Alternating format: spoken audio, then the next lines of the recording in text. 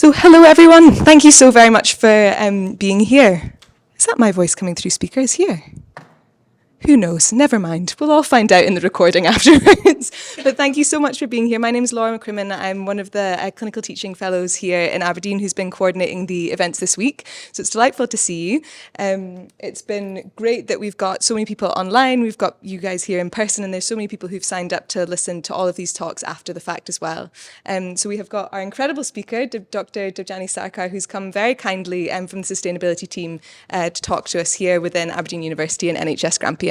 So without any further ado, I'll hand you over. There you go, Debjani. Okay, thanks, Laura, and thank you very much for inviting me to come along and speak today. It's always nice to be present at these events and talking about what we're doing. So I'm talking a little bit about the Green Theatres programme and some of the sustainability highlights in NHS Grampian. So I always like to start a lot of my presentations with this quote. So it's that climate change is the biggest global health threat of the 21st century.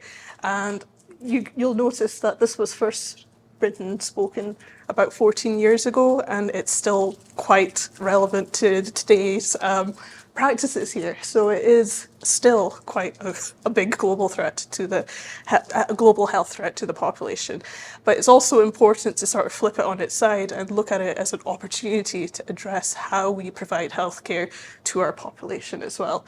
So it's a great opportunity to look at the redesigning of our healthcare structures.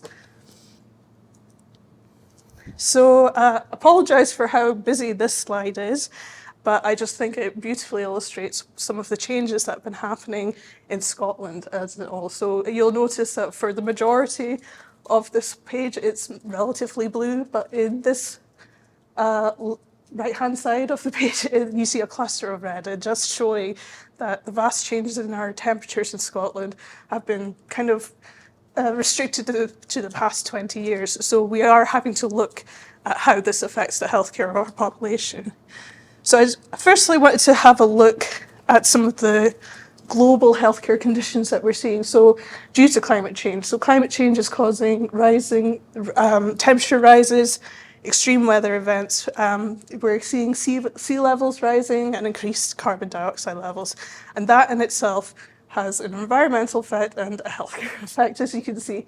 And whilst we might not see all of these in Scotland, they are already very present in countries all over the world, and it's much more potent there. But it's just to realise that this has the potential to also happen in Scotland. But what are we seeing in Scotland? Well, in the recent events, we have seen extreme weather events. Everyone remembers Storm Arwen a couple of years ago. I think that was the first time we ever had a red warning event for like extreme winds and weather, and a lot of the areas were cut off. We've had extreme heat. Last summer, for example, it was really hot in the hospital. I don't know if any of you were working there, but it was unbearable at times. And given that our infrastructure and our buildings are made to sort of retain the heat, it was quite a challenge to provide a service, and that in effect would affect the patient's healthcare and their well-being. But on the flip side, obviously we're more used to extreme cold events as well. And we have so many campaigns around slips, trips and falls, walking like a penguin, waddle like I'm doing right now, to kind of manage your balance as it is. But no, we see like higher respiratory illness and viral illnesses as well. And then obviously there's Lyme disease, which has become much more prevalent in our population. And this is because the climate and the weather patterns have changed significantly, that they're around for a longer period and more people as a result are getting infected, as it were. So another thing that we're seeing is increasing pollution. And this is really, I think it's quite a stark figure that in 2020, and bearing in mind we were in the midst of a global pandemic at this point, air pollution, outdoor air pollution is thought to have contributed to about 27,000 deaths in the UK. Now that is an astounding figure. And to be quite frank, it's only getting worse. So the air that we breathe is causing 1 in 6 of us to die. And we are faced with all these sort of challenges that we have to now address in healthcare provision. So why do we as a healthcare service need to change? So we've seen the conditions that we're treating, but to be quite frank, the NHS is also responsible for a lot of the emissions that are contributing to climate change. So as you can see, the biggest arrows that you're seeing there is the scope 3, the indirect emissions, and there's a lot of different contributors to that, and we really need to try and address that. The scope 1 and 2 that we are kind of addressing at a larger scale, but scope 3 is actually quite a difficult one to kind of grasp. And this pie chart here, this was actually taken from NHS England, but it's quite representative of what's happening in healthcare boards in Scotland, that we're seeing emissions from all over the place. But what's quite prevalent is that the majority of that is from medicines, medical equipment, and other supply chain.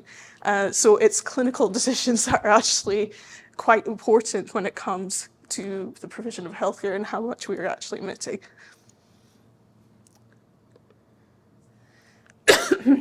Excuse me. So here we have is a record of the recorded emissions from NHS Scotland during 2020, 2021. And as you can see, we've managed to gather some of the figures, but some are incomplete and some are entirely unknown altogether. Now, for context, a ton of carbon is equivalent to a flight from Frankfurt to New York. And we are, as a health board, the known recorded, sorry, not as a health board, as NHS Scotland, the known amount is over 608,000 tonnes of carbon that's been, and to be fair, with the unknown figures, including supply chain and staff-patient travel, it's actually likely to be double that figure in reality. So we're trying to get better ways of monitoring these figures as well. So we really do have a responsibility to try and act sustainably because we contribute a lot as it is. So I'm going to talk a little bit about the Greener Theatres programme.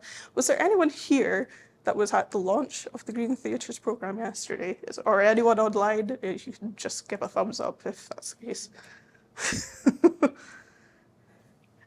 Yeah.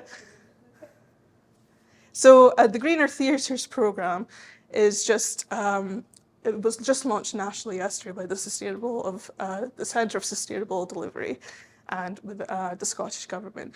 And I just think it's a fantastic opportunity to look at the theatres all across Scotland.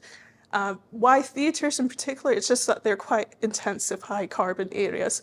So we, whilst focusing on these areas won't fix the problem, it will make a significant dent to our emissions, as it were.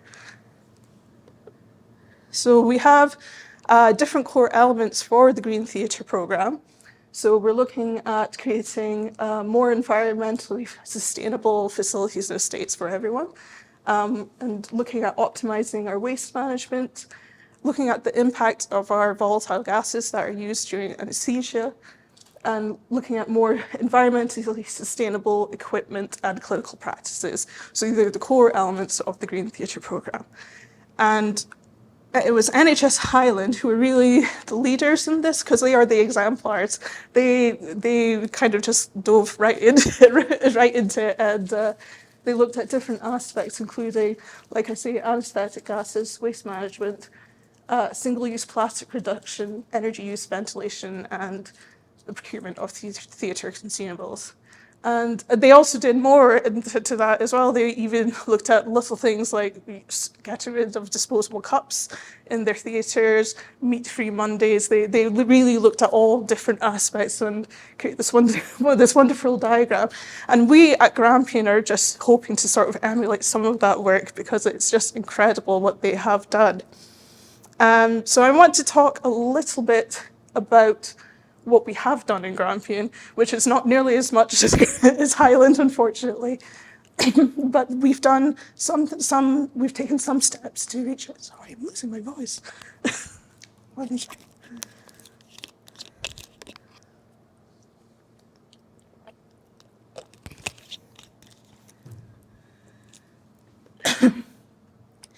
So one of the aspects that we've been looking at, and I say we, this is not even a collective we here.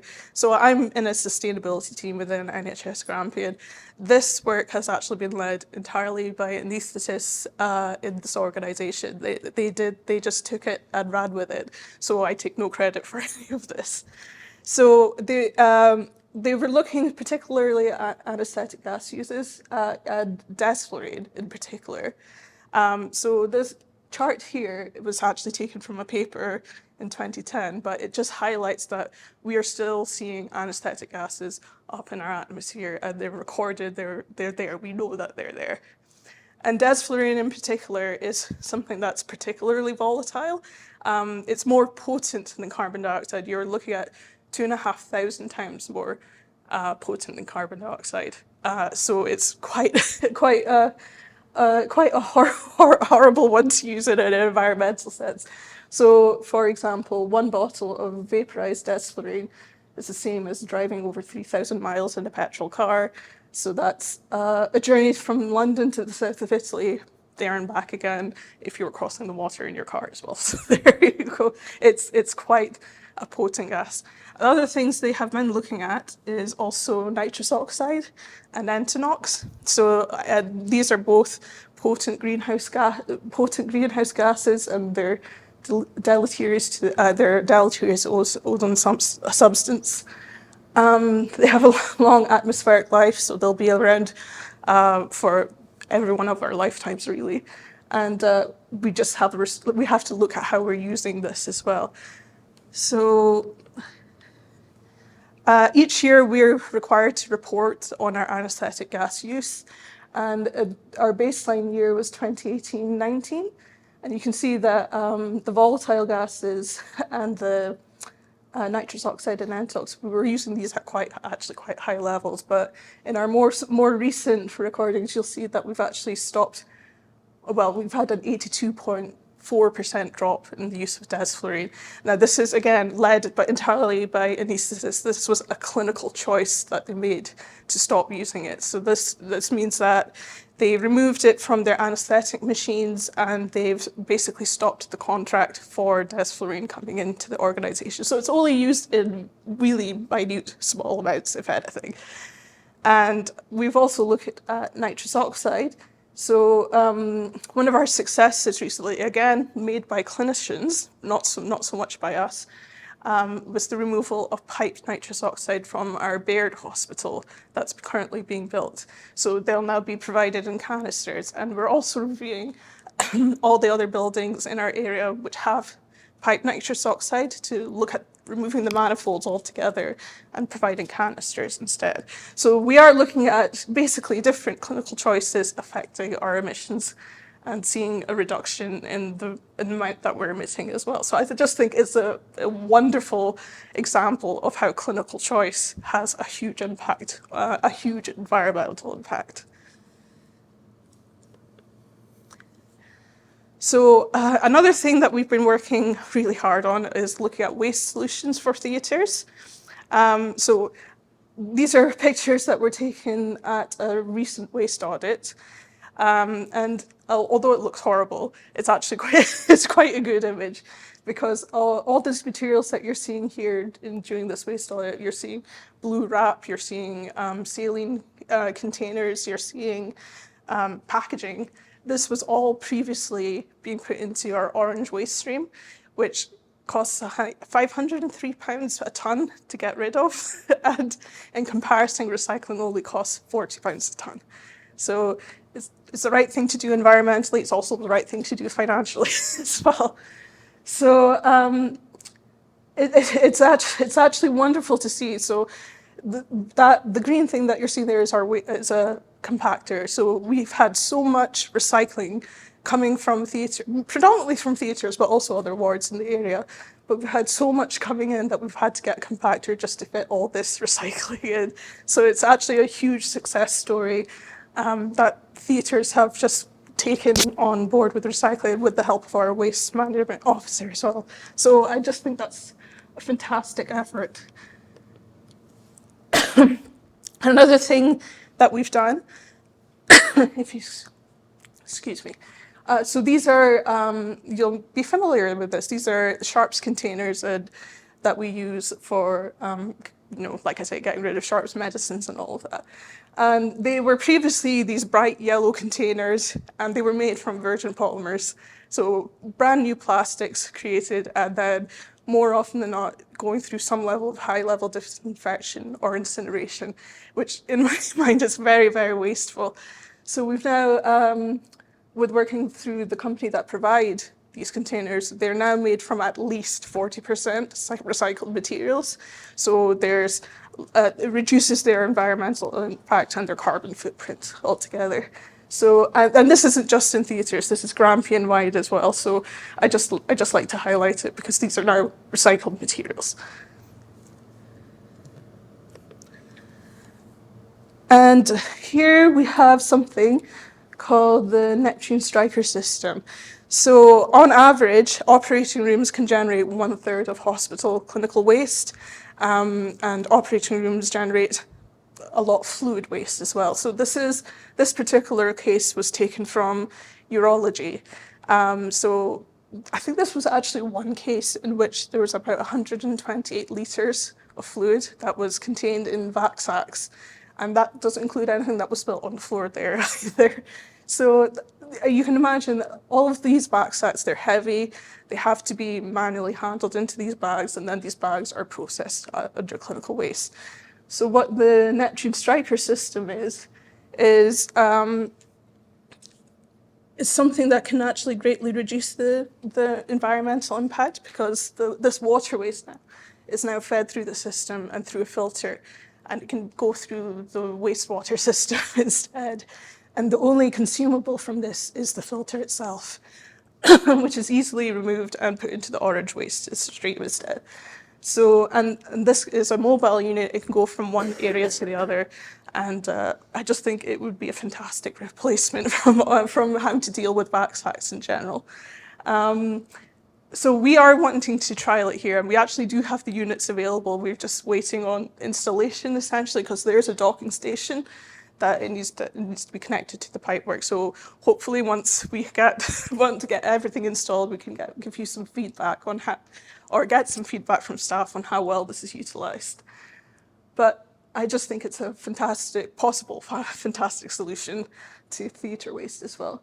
And there's a lot of other things we can look at as well in green theatres. So actually yesterday was the launch of the National Green Theatre Programme. I think I did mention that, but they're talking about many things that they're looking at, including kind of the reduction of hand washing, so water wastage as well, because we have a private water supply, and currently I think the practice in NHS Grampian is that we just wash our hands all the time. Obviously that has an impact on your own skin surveillance and your skin health. So there's now growing evidence that you should just maybe wash it once in the morning when you're in, and then continue using gel instead, and that actually reduces the need for water in the theatre as well. So it's being reviewed. I think it's being done in other boards already, something that we're hoping to possibly move to in Grampian as well.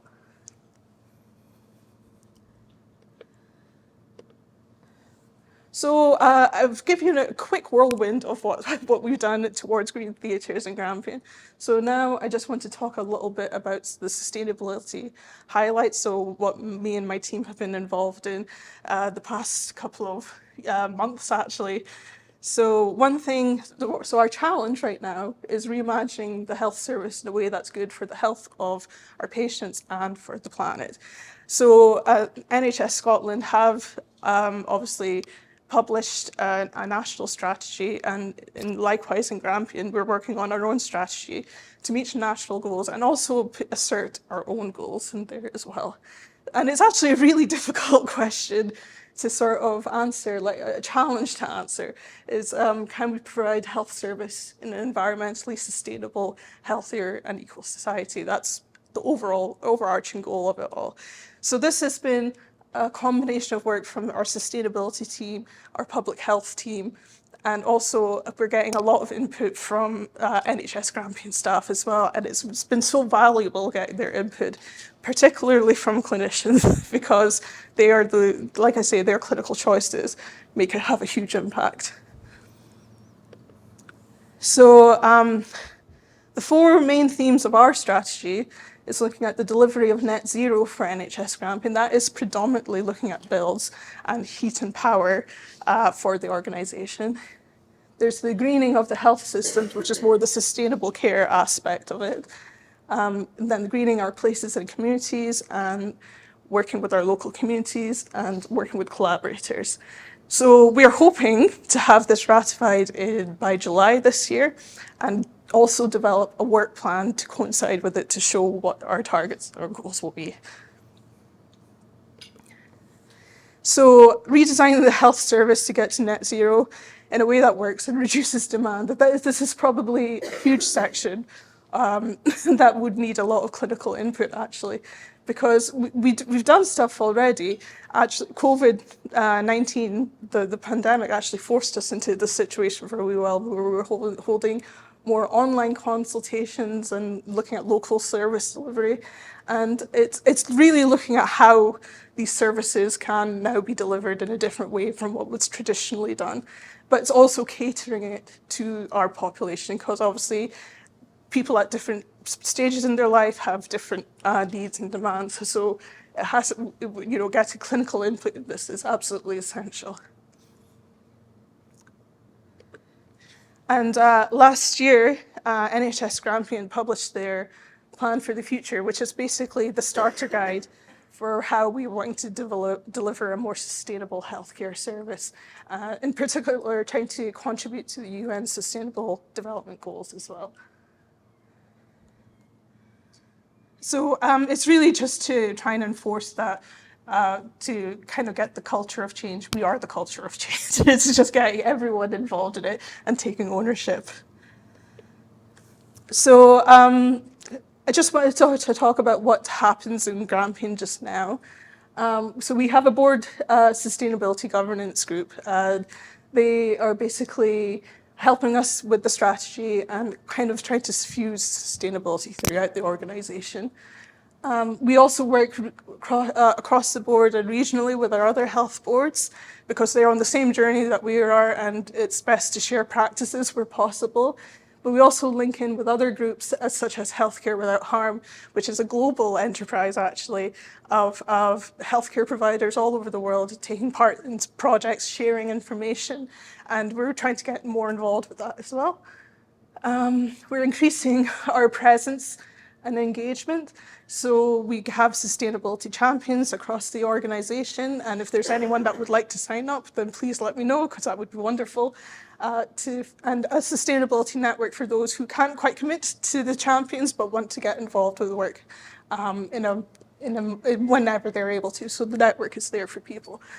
And we are also trying to have some e-learning modules for staff. So my push right now is there's no board in Scotland that has sustainability e-learning as a mandatory e-learning for anyone, and I would like to try and push that. There is some resistance because there's a lot of mandatory e-learning out there, but I think sustainability, I might be biased in thinking it, but I think it's important enough to have its own module as it is. So we're trying to just take this as part of a culture of stewardship. So on the way to net zero, that in itself is a huge challenge. So these are Scottish Government targets that have been set on every single health board. And they're quite challenging, to say the least. So for example, this year, we're hoping that the deposit return scheme will be starting in August. So that is looking at your drinks containers and getting recycling of these containers. 2025 is also a big year, because that is quite the challenging year, trying to get EV infrastructure in place for letting our fleet transition into EV vehicles or non-fossil fuel vehicles. And obviously there's a lot of waste targets that we have to meet by 2025. 2038 is also a big year, because that is when all NHS buildings are expected to be heated by renewables. entirely. And that is a huge challenge given the size of our estate and also the age of our estate as well. And net zero by 2040, so it's a piece of cake, really, when you think about it. So yes, there's a lot of things happening around infrastructure. So we have contractors in place to help develop net zero route maps to look at Forster Hill as a whole and some of our other hospitals around. And we're just looking at work to sort of emulate how we can get to net zero. So that includes looking at our waste, looking at our transport and fleet, looking at air source, ground source heat pumps where possible, and just looking at where we can get this implemented into our buildings. We have, obviously, I've touched on the electric vehicle infrastructure, so there's a lot of those sustainability targets that we're trying to meet. So we are getting groups in place to really kind of push this work forward because we have been stagnating a little bit on it. But we're doing a phased approach to the heating aspect. We've also got the Sustainable Design and Construction Guide, which is a national document looking at how our builds are going to become much more sustainable or net zero. So you'll notice like NHS Grampian itself has a lot of building projects currently happening. The new mortuary project, for example, will take into account the Sustainable Design and Construction Guide and hopefully become a net zero building as planned. There is Scottish Government funding, particularly for decarbonisation, and we have utilised it each year where possible, mainly for feasibility studies, but also for things like replacing lighting to LEDs where we can, or looking at windows, getting double glazing in, and just looking at updating the buildings where we can. And then last but not least is the development of our green space and biodiversity projects. We're quite passionate about this. We have a plan in place, hoping again to get that ratified. But I think it's really important because I think we can all remember during the pandemic when we were shut in our houses and we had our half-an-hour walk. No one wanted to be in a concrete jungle. Everyone wanted to be out in their green spaces. So it has noted benefits co-benefits for staff and patient well-being, and also the possibility of green prescribing as well.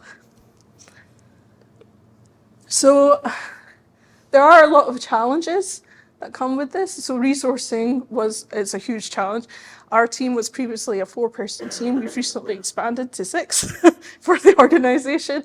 And that means that we can take on more of the projects, particularly things like the climate change risk assessments, so addressing how our builds are going to be much more adaptable to the changes in the environment and getting the environmental management system in place. Engagement can be a bit of troublesome as well because right now I'm probably preaching to the converted here. It's about talking to the people that are maybe not as keen on it because and it's understandable. You're here we're a healthcare service. We're here first and foremost for patient healthcare and well-being. So getting everyone involved in this can be quite challenging. Finance is obviously a huge struggle, but it's a huge struggle for everyone, to be quite frank. But we are hoping to get, like I say, more Scottish Government funding and external funding to help with these projects as well. For technology, we will be looking at different innovative technology, like there is the prospect of using hydrogen in Aberdeen as well. But so we have been looking into this technology, but again, mindful of our estate. For example, Wood End is a really old building, so trying to get it to net zero, we might be a bit limited with what we can do. Obviously, the scope. So sustainability has all traditionally sat within facilities and estates, but we are slowly but surely expanding out to everyone where possible. And also the prioritization, because there's always pressures on our service. And quite often sustainability is just shunted to the bottom of the agenda, but it has been rising. So it's clear that it is on people's minds and people do want to make the change. But I don't want to leave you on challenges. I want to leave you on a good news story. So you might, if you've been in ARI, you might have recently noticed that we have a reverse vending machine organised by our very own Neil Duncan here, our waste management officer. And so for deposit return scheme, it's obviously on August, you'll be paying 20 pence extra for all your drinks containers in the hope that when you return it for recycling, you'll get that money back and to use in the stores. So we are the first hospital in Scotland to get a reverse vending machine and to trial it. And the trial has been quite successful. The first week we had loads and loads of uptake, lots of staff with bags and bottles coming in. I've done the same thing. And right now, the vouchers that we're giving out are £5 because it is a trial period where you can use in the Aroma Cafe. But it's been a steady uptake, and people are bringing it in. And deposit return has been happening in European countries for quite a while now. And we've seen recycling increase there up to 90%. The national average, I think, is about 40%. So it would be a huge success if we can get it rolled out across Grampian. So I just wanted to leave you on that good news story. Thank you very much for listening. If you want to have more news or more involvement with sustainability in Grampian, please start following our socials or please join the network. Thank you very much.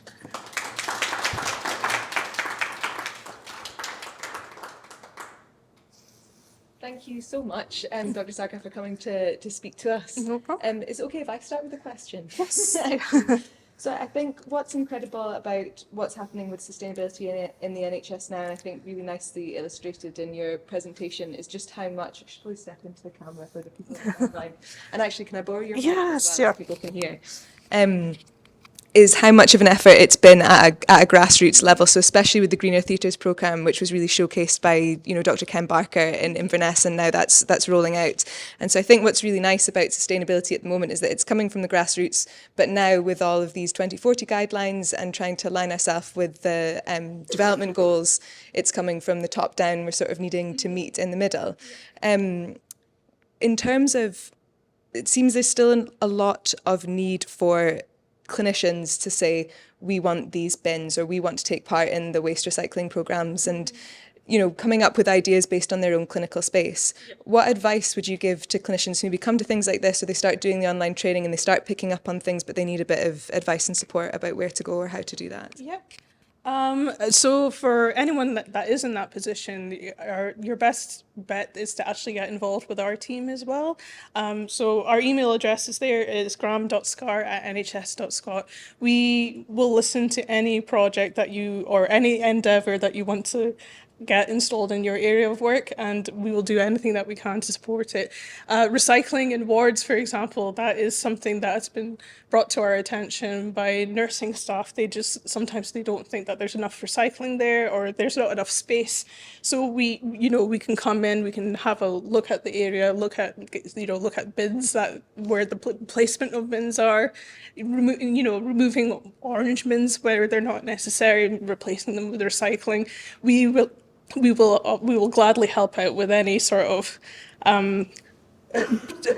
issue that's brought to our attention, because we like I say, we're a small office. We only hear about it if you tell us about it. So yeah.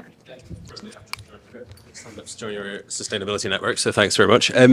What's the current plan for electric vehicle charging here then? So that is an issue of potential.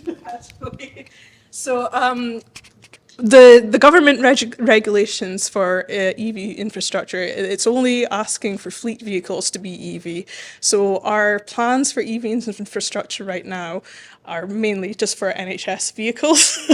We are looking at putting in chargers on different key routes on our different sites. So obviously there will be chargers put in the NHS, Forester Hill area, but you have to remember our estate goes all the way out to Forest, or it'll go out to Tom and Toole, it'll go out to Braemar, goes down to Lawrence Kirk. It's a huge estate, so we have to look at key key points essentially for EV infrastructure, and also looking at the types of chargers, whether we need overnight charging, rapid chargers, or whether we need standard chargers for like depot areas.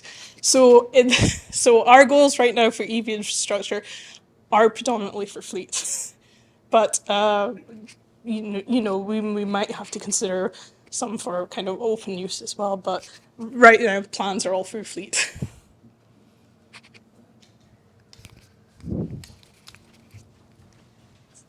Thank you very much. Hiya. So I know the training, the e-modules are not really rolled out yet. So I was just wondering if they were available or if that was something that you're still developing, and if not, how were the sustainability champions, how were they sort of being onboarded and things like that?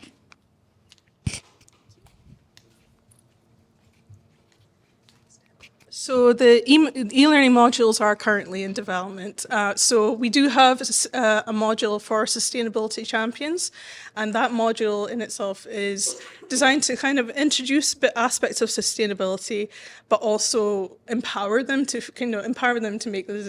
make these decisions, or call out people onto some of the decisions as well. But it's just more about empowerment for the sustainability champions.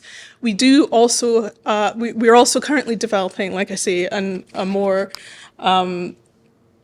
e-learning module that will be targeted for all staff, looking particularly at healthcare implications from climate change. So just highlighting that, because I feel like not everyone is always aware of that, because when they think of sustainability, they think of switching off your computer or recycling your waste. And whilst they are elements of it, there's a bigger picture out there.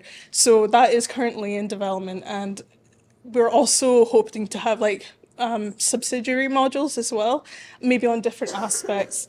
Those ones will be voluntary, but I think if we can have one that is targeted at everyone, and then others for if anyone's interested, essentially, just to promote, like I say, that culture of stewardship. So they are in development, and I know that I think there's also work being done at a national level to have a module that all the health boards can use as well. So everything is being developed in the background. Yeah, I should think Jane's just typing.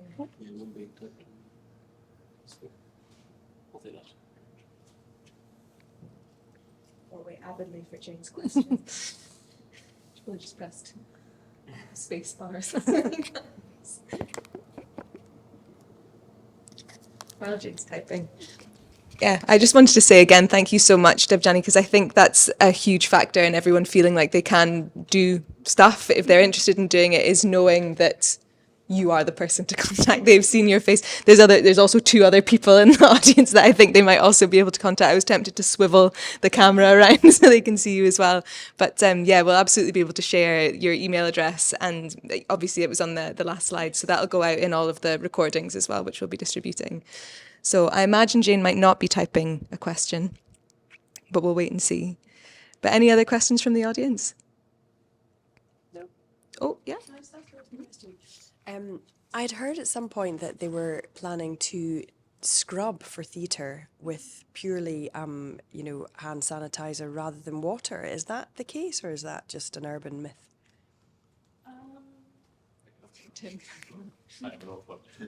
So current guidance is exactly as you said, wash your hands for the first time with water, and then unless you go to the loo or do something you shouldn't be doing, just you'll see the big white boxes of hand rub, which are not like hand gel off the wall. From what I understand, they're slightly stronger, and you get taught to that. Interestingly, the students don't get taught how to use that though, which will be changing soon.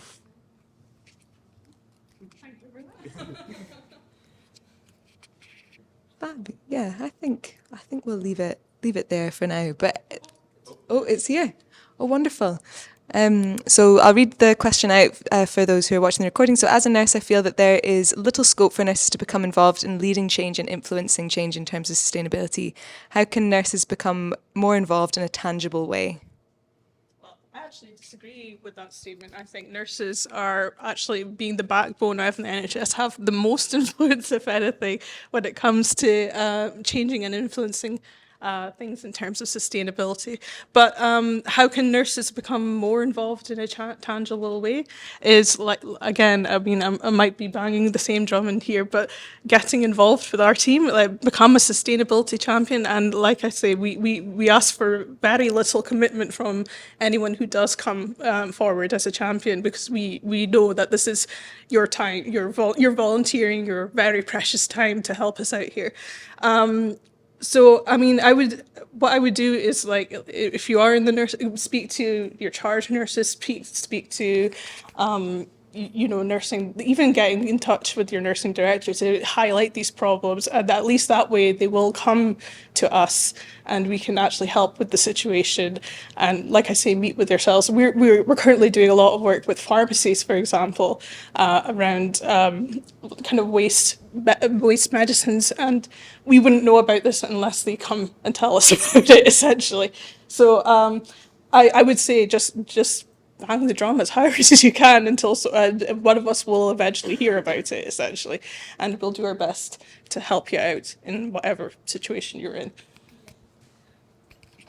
I'd also add that one of the things that I think can be quite helpful in terms of, being someone who's working in healthcare and feeling like I want to do something, but I don't really know what it is once you start looking out places to learn more about the problem, you realise how huge it is and how much there is that needs to be done. And a really helpful resource that I've used, which has originally been more targeted towards the healthcare service in England, but is now really expanding into Scotland and the rest of the United Kingdom and even being used by other countries as well, is the Centre for Sustainable Healthcare. They do a lot of online trainings, which are, I don't think you'd get funding from the NHS, unfortunately, to do them. You pay out of your own pocket, but all of the trainings are scaled to your own income, so they're actually really quite affordable trainings that you can do. And especially with regard to nursing, I think the use of PPE is a really, really interesting one. And yeah, if that can start coming down the line, from nursing staff to the teams that are, heads of PPI, and then get handed over to you as well, or PPE, sorry, not PPI, the insurance, that'd be useless, but PPE, and then get handed over to you guys, then that would make a huge difference. It's also really helpful because it has lots of case studies and examples of things that other health boards have done. And they're really motivated in terms of the concept of there's no point in reinventing the wheel. If it works and we have the information to give you to make it happen for you quicker, they share that information really readily, which is great. So that would be a great resource as well, I think. So yeah. Anything else for anyone in the audience? No? Okay. I don't even know how that mouse is moving. You. Yeah, it's a ghost in the room.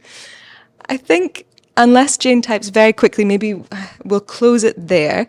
But thank you so much again, everyone, for coming. Thank you so much to Dr. Sarkar for coming on your annual leave to be here as well. So really the dedication of people working within the service to make change. So thanks again. Another last round of applause, I think, for Dr. Sarkar. Please do help yourself to lunch and food. It's there for you if you'd like it. We're here on Thursday and Friday. Tomorrow we've got a talk on behaviour change and eating sustainable diets. And on Friday, last but not least, a bit more around waste with a talk about the circular economy, the impact of plastics on health as well. So it'd be lovely to see you there, whether you're in person and online or you want to get the recordings after. So thanks again. Thank you so much.